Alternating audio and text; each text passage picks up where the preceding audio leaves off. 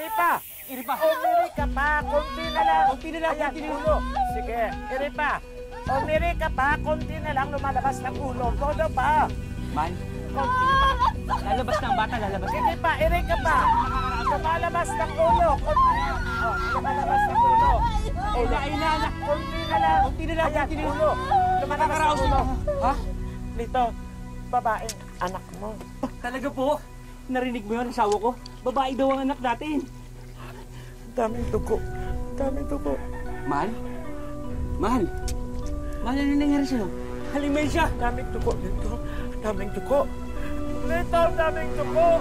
Asawa ko, ano ang gagawin natin? Halimay siya! Mabuti pa itakbo mo na sa ospital. Mga kapitbahay! Mga kapitbahay!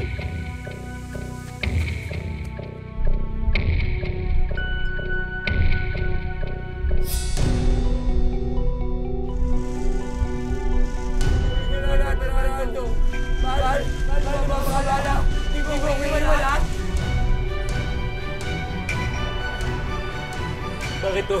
Ano po ibig sabihin pagtitig niyo sa akin na ganyan? Ano po ibig sabihin niya? Ginawa na po namin ang lahat. Pero wala na pong buhay. Oo! Wala na ang asawa ko! Hindi! Aba, asawa ko! Mahal! Mahal, di ba sabi mo, di tayo magkakaiwalay? Mahal! Gumising ka! Gumising ka, mahal! Mahal! Bakit mo ko hiniwan, mahal? Alam naman ninyo ang nangyari kagabi. So, saksi si Georgette dyan. So, matagal na pala sila nangailangan ng midwife doon. So, si Georgette ang bagay na ipadala doon. Taran! Uy, ano tayo? May nanalo na! O ito, corona mo. Sa'yo na. Kayang-kaya mo yung Georgette.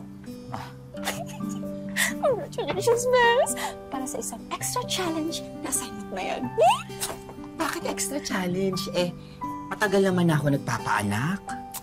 Kahit na. Tsaka isa pa, tingin mo ba agad-agad sila maniniwala sa'yo? At tsaka, hindi sila magtitiwala sa'yo agad-agad mo. Bakit naman hindi?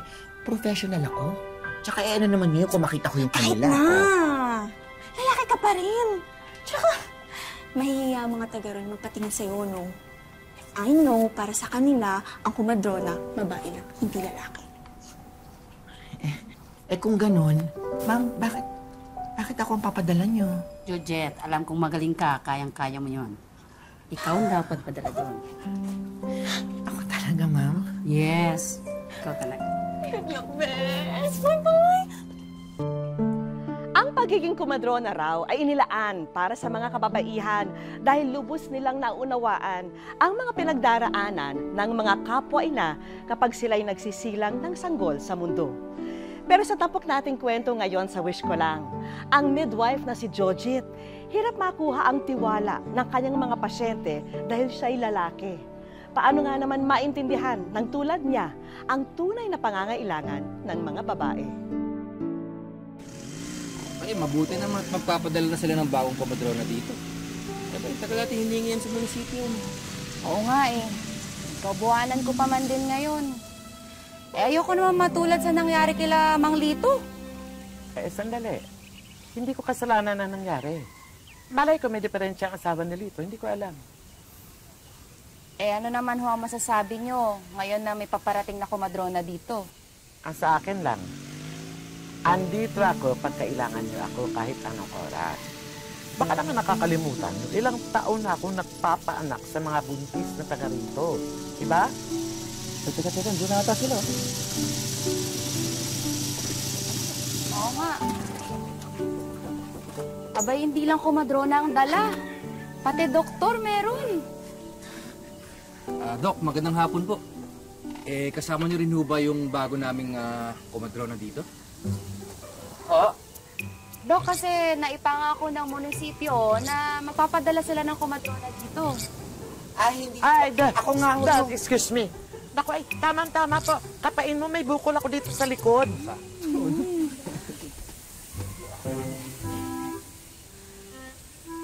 Pero, nasaan na yung kumadrona? Ako nga. Siya po yung pinadalang kumadrona. Ha? Halika na. Punta tayo sa tuloy mo. magandang hapon po. Hindi naman, Mauna na na po. po kami. Sige po. Sabi! Uno! One! Kiramay po.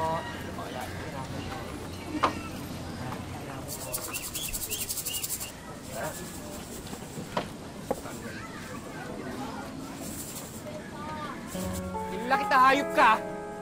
Ano ginagawa mo rito? Sir, nakikiramay lang po. Kikiramay ka? Ako po yung bagong kumadrona. Kapal din ang mukha mo? Mga kabaryo, ito may dahilan kung bakit namatay ang asawa ko. Parisha! Tama na. Hindi po totoo yan. Hindi po totoo yan. Dumating po yung asawa nyo na naduguan na po. Hindi po. Sinungaling ka! Buhay pa sana ang asawa ko! Tama na, pasok mo sa bahay. Hindi na pa sana ang anak ko! Tama na. Dahil kayo namatay ang asawa ko! Kapal na mukha mo, ha? Diyan ka lang! Sir, wala ho akong kasalanan. Ayun ka, diyan ka lang, ha? Dede! Wala naman ho akong kasalanan. Hayop ka!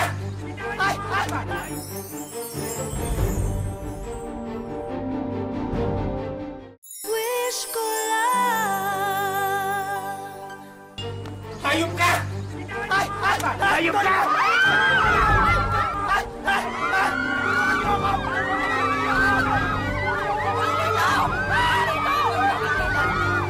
Diyos ko. Unang araw ko pa lang dito, muntik pa ako ma-chop-chop, lady. Ipagpasensyahan mo na si Mang Lito. Mabait naman talaga yun eh. Mahal na mahal lang talaga niya ang asawa niya. Ang totoo niyan eh, ang naawa ko sa anak niya. Lalaking walang nanay. Kaya nga ako nandito eh. Para hindi na mangyari yun. Pero, ang feeling ko hindi ako welcome. Pati yung mga ibang buntis, parang ayaw nila yung presence ko dito. Eh masisisi mo ba sila? Eh lalaki ka. Paano yung bukas may demo ko? Baka walang pumunta. Kasi di ba, image ko dito sa inyo parang mamamatay tao ako. Huwag kang mag-alala. Sasamahan kita sa pagtuturo mo. Talaga? Kami ni baby. Bagamat pursigido at determinado si Jojit, nagampanan ang kanyang trabaho bilang kumadrona, naging isang malaking balakid sa kanya ang nakagisnan ng marami. At ito ay ang ipagkatiwala lang sa kamay ng kumadronang babae o kaya'y sa makalumang hilot ang mga buntis sa kanilang lugar. Ano nga ba ang kailangan niyang gawin at patunayan para makuha niya ang loob ng mga inang nais niyang tulungan? Beth, parang walang pupunta eh. Umuwi na lang tayo.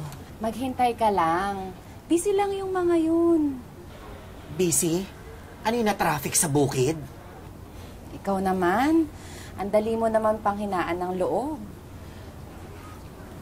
Tingnan mo, maghahapon na. Matutulog na lang ako. Ay. Alam ko na, hindi mo pa kasi nakukuha yung loob ng mga tao dito. Mamaya, may salo-salo kila Aling Bering. Sumama ka. Uy, Joji, ayos ka lang. Pasensya na. Eh, nagpatulong pa kasi si Aling Bering sa pagluluto sa loob. Okay lang, huwag mo ko intindihin. Masarap yung pansit. Oo naman. Pinagtulungan namin yan. Paano, mauna na ako ha, kasi may mga ayusin pa ako.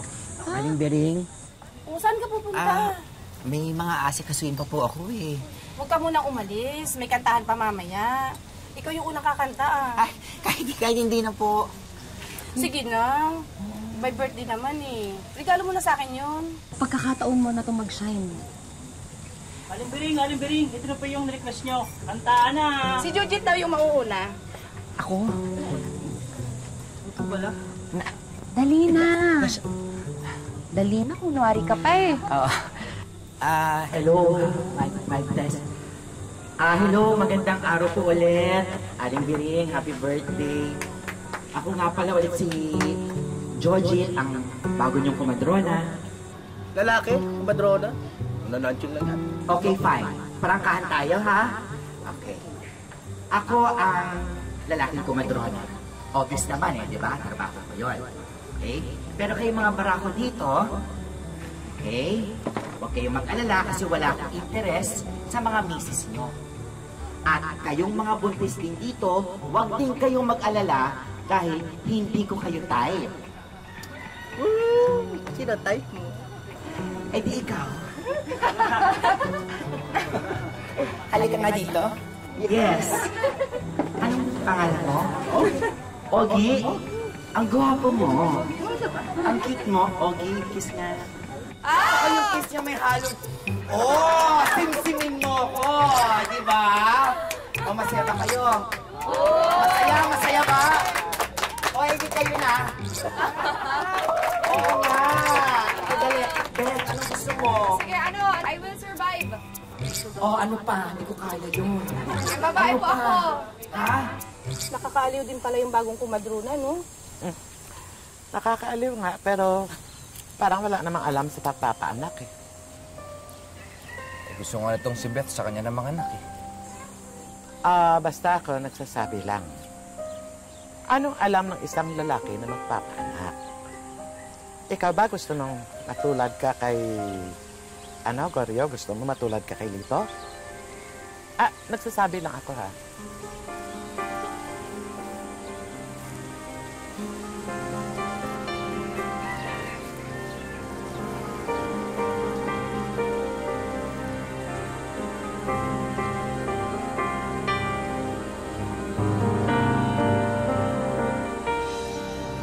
Ikaw ba titigas talaga ng ulo mo eh, no? Di ba sinabi ko na nga sa'yo na huwag ka magpapatingin dyan sa lalaking kumadronang yan?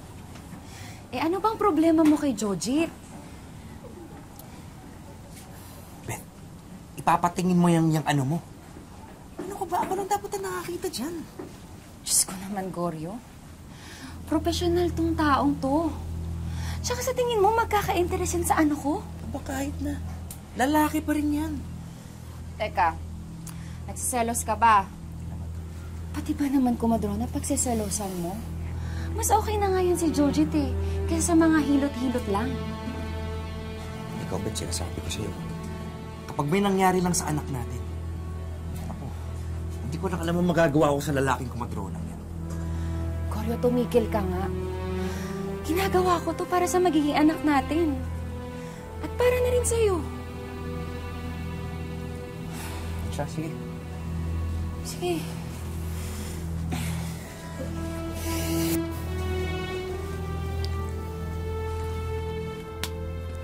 Oh, mukhang nag-away kayo ng asawa mo. Ewan ko ba dun? Pati ba naman ikaw pinagsiselosan? Alam mo, mga lalaki talaga, no? Pati yung mga misis nila parang ayaw sa akin. Ikaw ang kauna-unang pasyente ko, alam mo ba? Sige na, ibuka mo na. Eh, teka lang. O bakit? Kasi parang... Parang ano? Huwag mong sabihin sa akin... Pati ba naman ikaw? Ito na.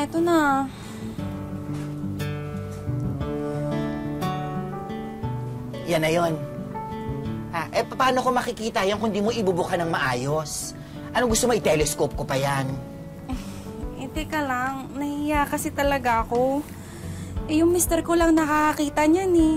At ikaw ang pangalawang lalaking makakita dyan. Wow. Honored naman ako. Sige na, ibuka na para matapos na tayo. Ibuka mo na maayos. Yan. Oh, okay? Oh. Relax. Ha? Relax. Okay. Relax. Umayos ka, baka mamaya kung anong ma-inspection ko. Okay. Here we go. Sige, Joseph, ito seryoso na. Oo. Kumusta naman dyan sa ibaba?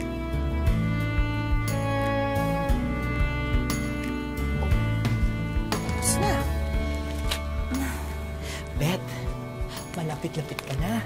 Kasi dilated na yung cervix mo. Talaga? Sabihin mo sa mister mo, malapit yun ang masilahin si Junior.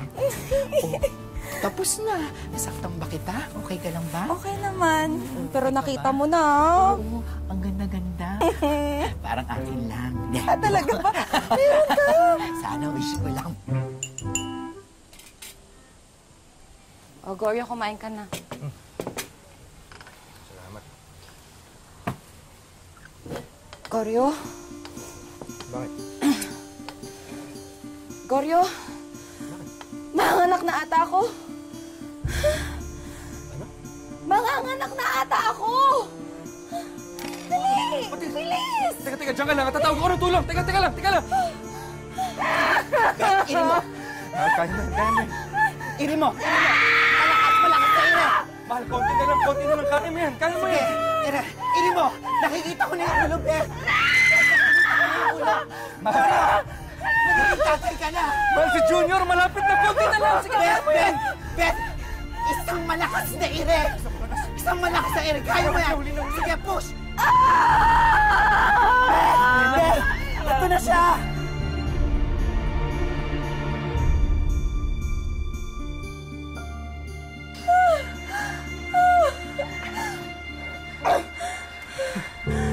Aling Mensya! Magiging tatay na ako! Ano nangyayari? Bakit hindi ko naririnig ang iyak ng anak ko? Judith! Beth! Walang puso ang anak mo! Sorry. Hindi naman kayo nakikinig sa akin eh.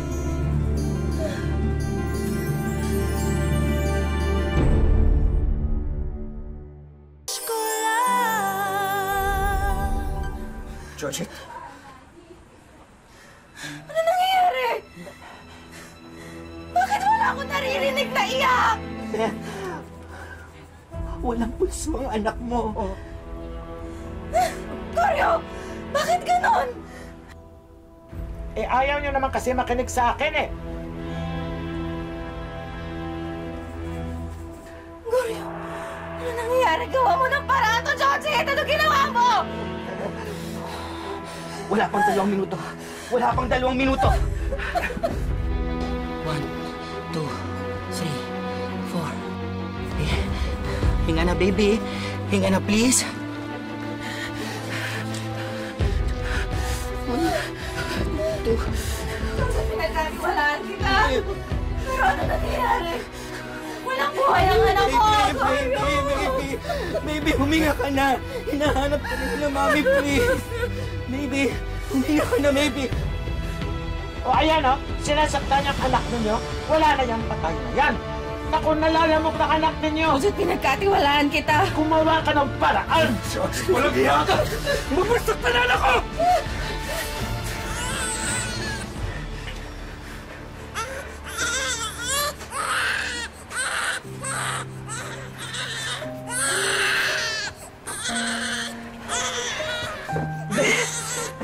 Ang anak mo. Beth.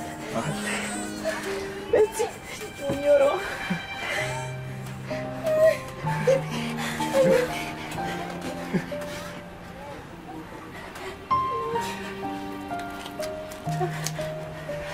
Anak, pinakababo kami, ha?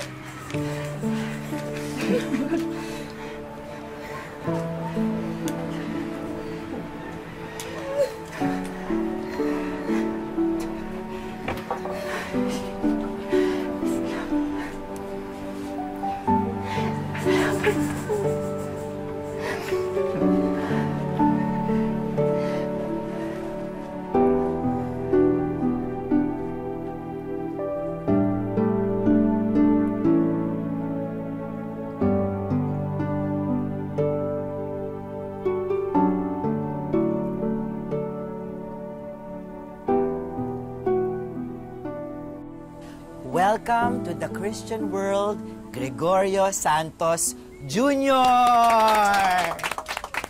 Alam mo, pwede ring JR for short. Alam nyo, itong baby na to, pinakaba kami nito. Kasi nung pinanganak siya, karoon ng deperensya, hindi nakahinga, dinala namin siya sa ospital.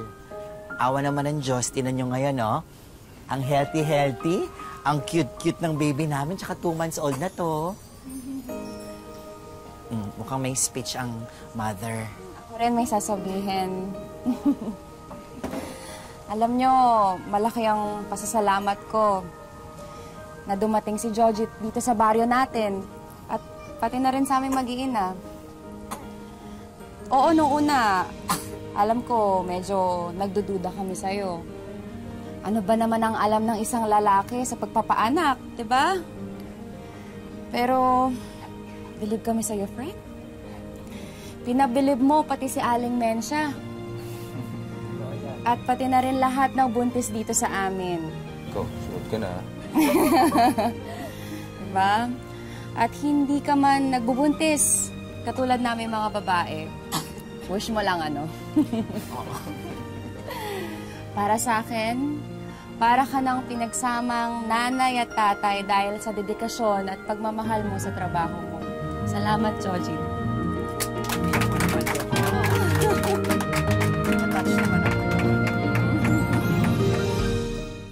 Very good. Push.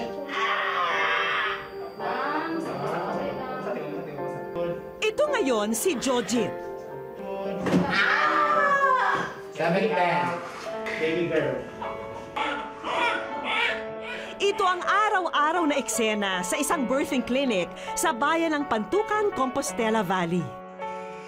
Mahalaga ang bawat segundo sa loob ng silid.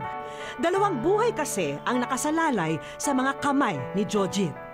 Sabi nga ng lalaking kumadrona, relax lang, concentrate at bawal mataranta.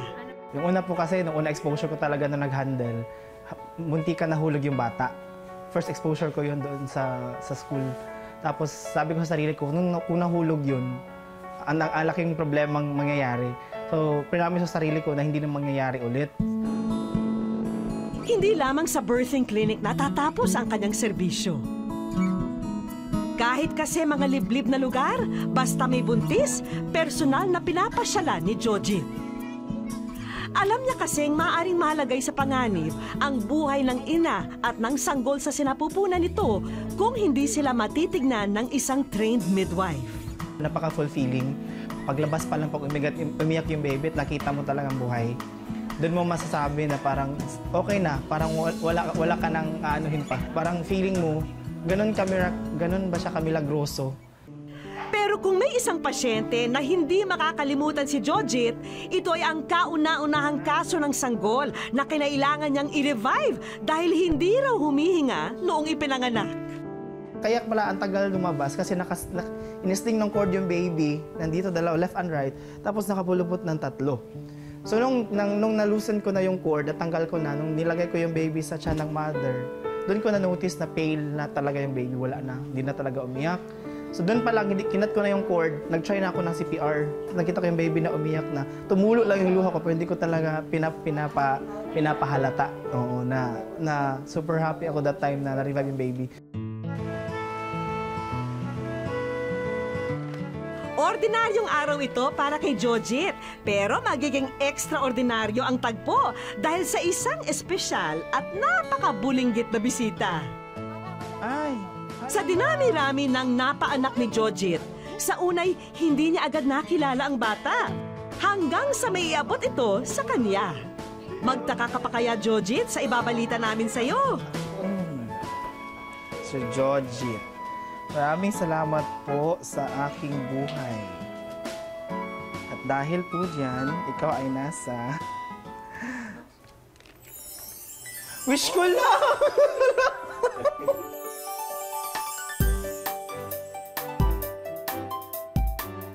Wish ko lang. Ay, hindi ko in-expect, sir, na darating itong araw na to. Tsaka hindi ko in-expect na magkikita kami ulit. Tama ka, Jojit! Ang batang nakita mo ay ang kauna-unahang bata na na-revive ng inyong grupo mula sa isang peligrosong sitwasyon. At ngayon ay narito si Baby Care, tayo at ang mama niyang si Elizabeth para personal kang pasalamatan.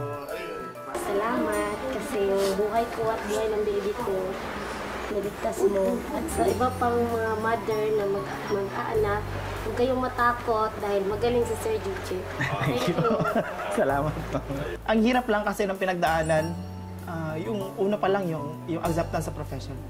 Wala halos, di ko alam, yung acceptance sa profession, na akala ko hindi ko siya kaya. Yung pagkilala ng programa sa mga katulad ko na walang ibang hinangad kundi makatulong lang. Kasi every time na stress ako, gusto ko lang magpaanak para yung problema ko mawawala. Kasi every time nakakita ko ng bata, yung umiiyak katulad kahapon, kung nakikita kong ganun, nawawala lahat, no? Yung pagod. Unang sorpresa pa lang yan, Jojit. Akala mo ba na hindi namin alam ang hilig mo sa pagkanta? Ay, as in, oo, salamat. Ay, na sir, sobrang thank you. Kasi tagal kong gustong magkaroon nito. Kasi every time meron kong pinapaanak dyan, kahit si Ate Dayan, may times na pag yung mother nagpapatugtog lang kami dito, kinakantahan namin doon para mawawala yung stress na nag-labor. Tsaka as in gusto ko talagang kumanta, kahit hindi naman ganun kaganda yung boses. Sagad-sagarin na natin ang tagpong to. Ma'am Jamarken, Sarda nga pala, ina-award namin sa'yo ang full scholarship na para ma-pursue mo ang yung career sa masterals at kung anumang career na gusto mo. Sir, thank you. Answered prayer daw ito para kay Jojit. Hindi ko po siya hiningi, hindi ko in-expect, pero thank you po. Hindi nyo lang alam kung gaano ka-fulfilling yung ma-awardan ng scholarship for master's degree. Hindi man karaniwan na matawag na isang lalaking kumadrona, pinatunayan naman ni Jojit na wala sa kasarian ang pagiging isang mahusay sa minahal na propesyon. Hindi po nababase sa kasarian ang kakayahang gampanan ng isang tungkulin. Hanggang ang dedikasyon at determinasyon ay nasa ating puso, kayang pagtagumpayan ang kahit anong trabaho. Salamat po sa inyong pagtangkilik. Ako po si Vicky Morales at ito po ang Wish Ko Lang.